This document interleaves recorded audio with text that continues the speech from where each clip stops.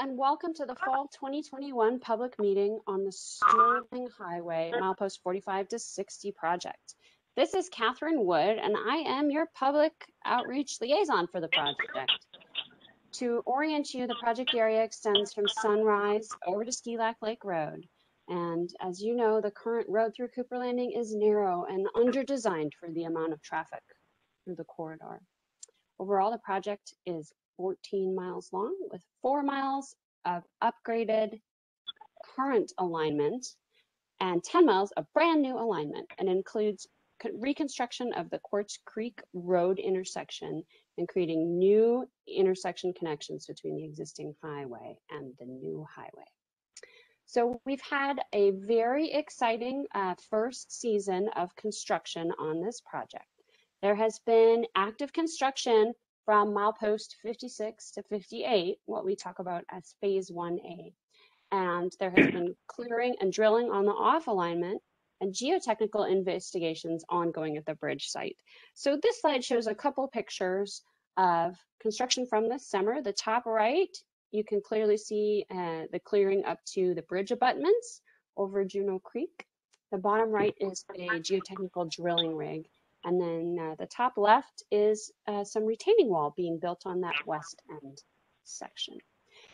We've also been doing extensive cultural resources research and monitoring. So you may have seen people out in the field doing that work. This effort did discover some cultural artifacts on June 7th, and per the project agreement, the DOT is working with the Kenaitze Indian tribe and agencies to protect and preserve those artifacts. Another update is that Sean Holland, the former project manager, has left the DOT to pursue opportunities. And we wish him well and thank him for his many years of work on this project. The new design project manager is Sean Baskey.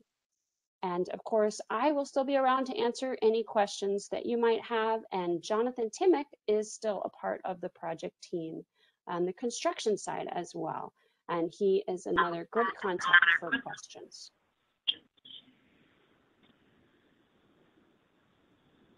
So let's move into talking about the project phasing and schedule. This has changed since we last talked to you. The project has separated the western intersection of the new Sterling Highway and the existing Sterling Highway around milepost 55 and 56 into its own separate phase that we're now calling phase 5. This previously was a part of phase 4. We made this change because design and construction of that western intersection are really contingent upon the land exchange between CIRI, Cook Inlet Regional Corporation, and the U.S. Fish and Wildlife Service.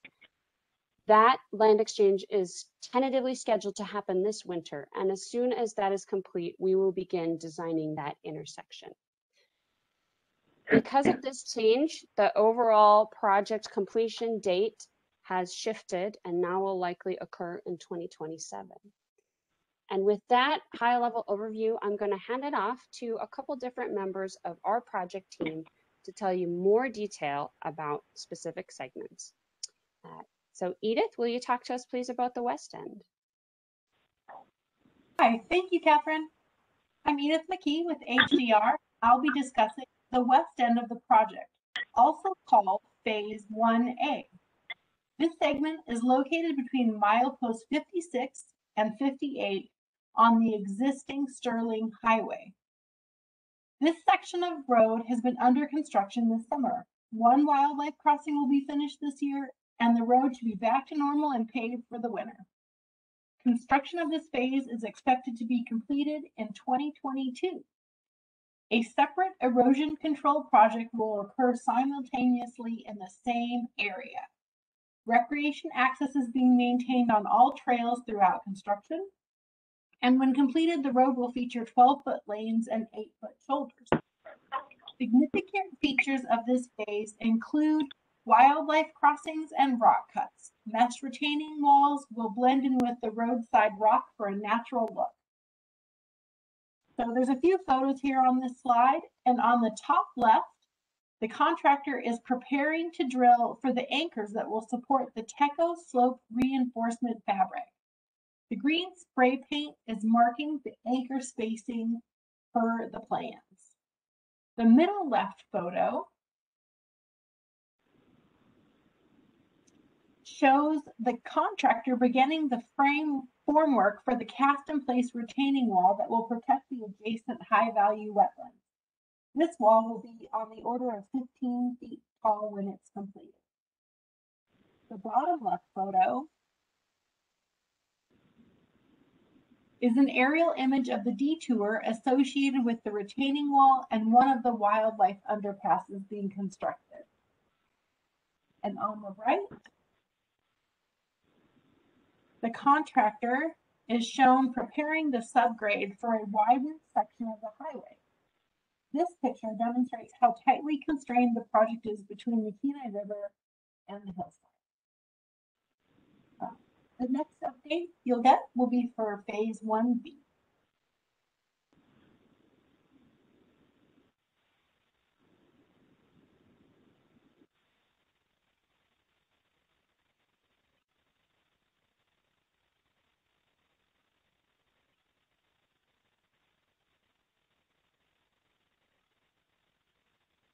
Okay, that's over to you, Lance, to go ahead and talk about Phase 1B, please. I'm Lance DiBernardi with R&M Consultants, and I'll discuss the east end of the project known as Phase 1B. This phase reconstructs the current highway from mileposts 45 to 47. Extensive rock excavations are needed to move the highway north of its present location and away from Kenai Lake to improve the alignment by removing the series of familiar sharp curves in what is commonly referred to as straightening out the curves. Over 1 million cubic yards of material will be excavated and placed along other sections of the project. For visual reference, this volume of material is similar to the excavations completed at Bird Creek along the Seward Highway. The pedestrian undercrossing on milepost 45.5 and trail design are unchanged. The trail connects a separated pathway on the south side of the highway with the Coyote Notch and area safety trails along the north. Other design work includes looking at striping and other ways to increase safety for turning vehicles accessing Rushing Gap and accounting for future development on the Kenai Peninsula Borough Track C. Utility design continues with coordination between the project and utility owners. Right-of-way acquisition is underway. Construction timing on this phase is tied to Phase 3. This project will likely bid in 2022 with construction in 2023.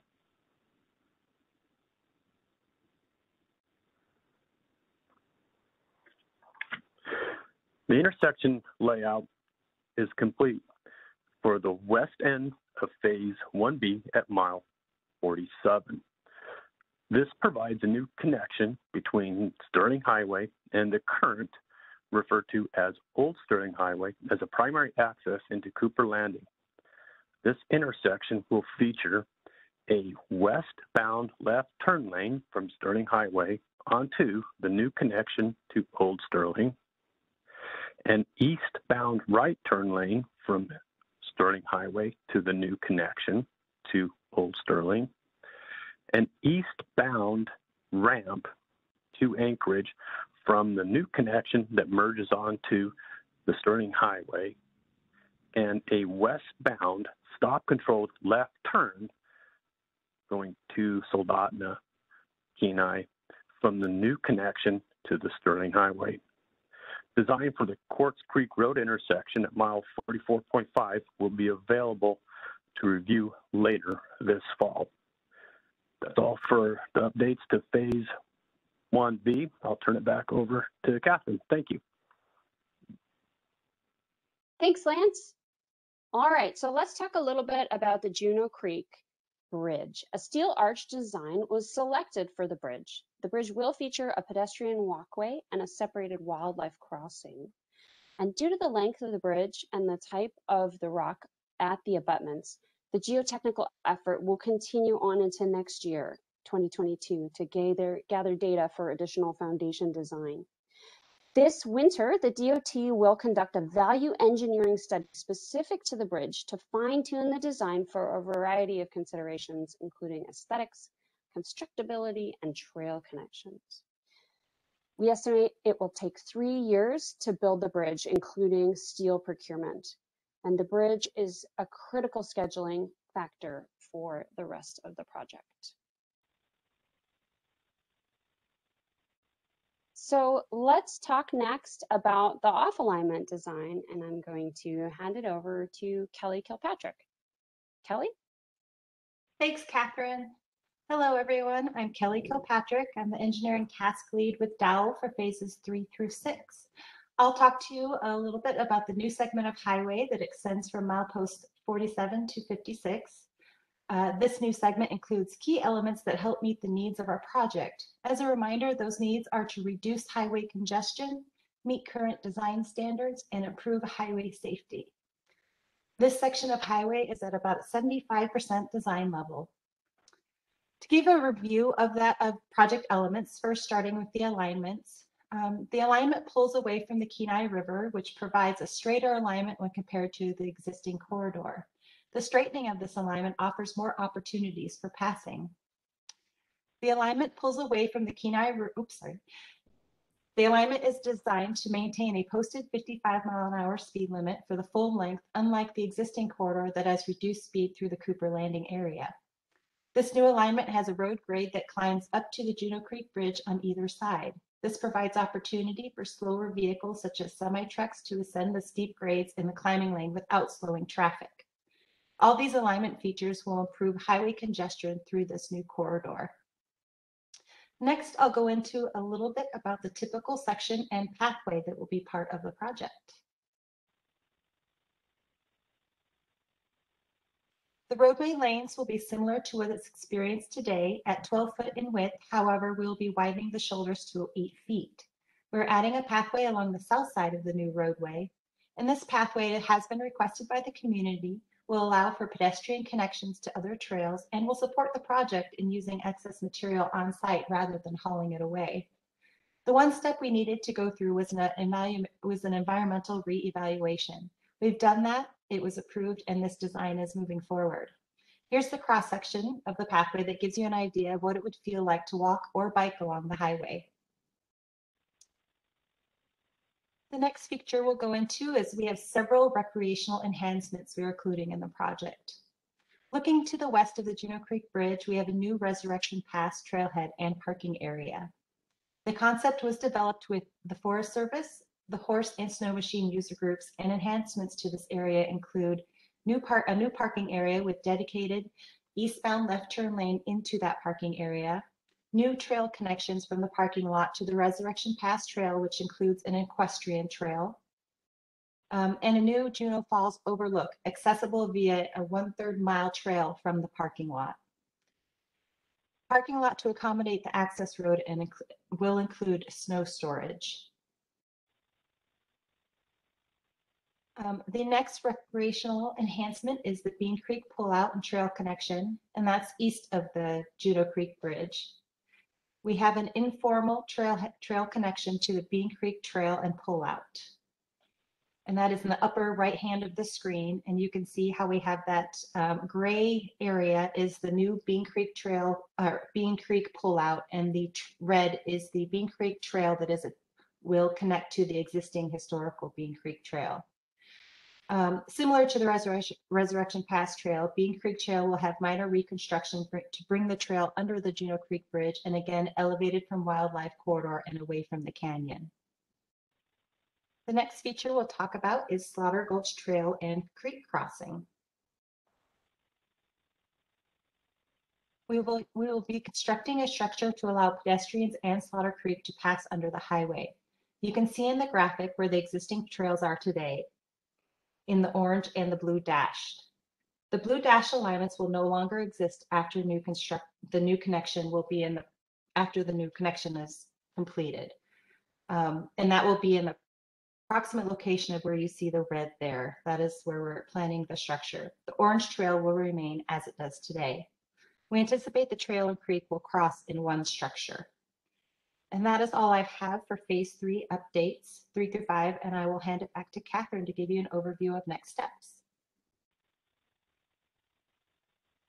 Thanks, Kelly.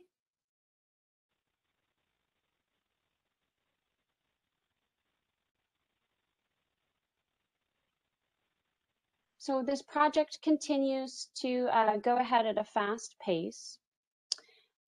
We are definitely continuing work on the project through the fall. Construction will be ongoing on milepost 56 to 58, and design, as you've heard, is underway. Geotech investigations, cultural resources surveying, and water quality testing as needed. We do anticipate that there will be firewood available to the public this fall. So if you are interested in that, make sure that you sign up for our email updates and check our website. We will share more details as soon as it's available. We do believe that the road will be fairly normal back through the winter, and we will be maintaining recreational access at all times during construction. So let's talk about how you can find out more information on a week-to-week basis about construction. We will keep communicating actively with you so that you know what to expect on the road. A 2-week notice is required for all closures, and DOT wants to make sure to let everybody know every time there might be a change to traffic through the area. So there's a couple different resources you can use to get the latest and greatest information. One is alaskanavigator.org. That is specific to construction status and is updated every week and more often if needed. You can check 511 at 511.alaska.gov to learn about road conditions, including traffic, any potential road closures, and you can also on this site sign up for alerts that can come straight to your phone about changes for construction or traffic on the roads. And finally, our project website at sterlinghighway.net is the best place for design and overall project news. Again, we will send out emails when we have news about things such as firewood or next meetings, and we do encourage you to sign up for that email list.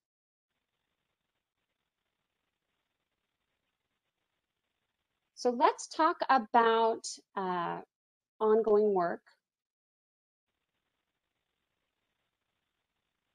and other ways to reach us. There we go. Let's talk about ongoing work.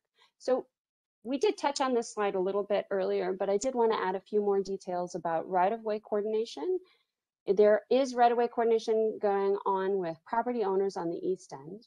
We're coordinating with the Kenai Peninsula Borough and the U.S. Forest Service to gain access to the alignment using existing roadways. So we are getting land use permits for both the West Juneau and Slaughter Ridge Road for improvements. And we're working with the Kenai Peninsula Borough and the Forest Service on right-of-way for the off-alignment phases 3 and 4 approaches to the bridge. As I mentioned earlier, the Seery and Fish and Wildlife Service land transfer is still underway.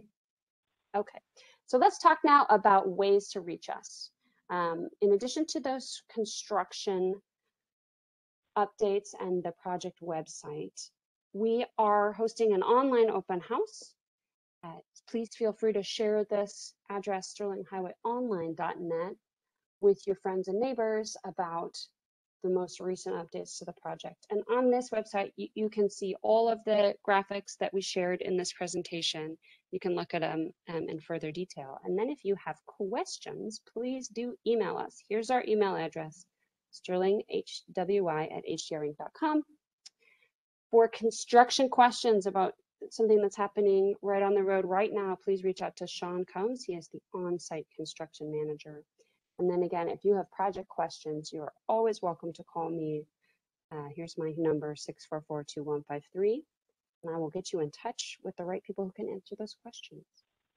That is our presentation for today. Thank you very much for taking the time, and we will see you next time. This concludes our presentation.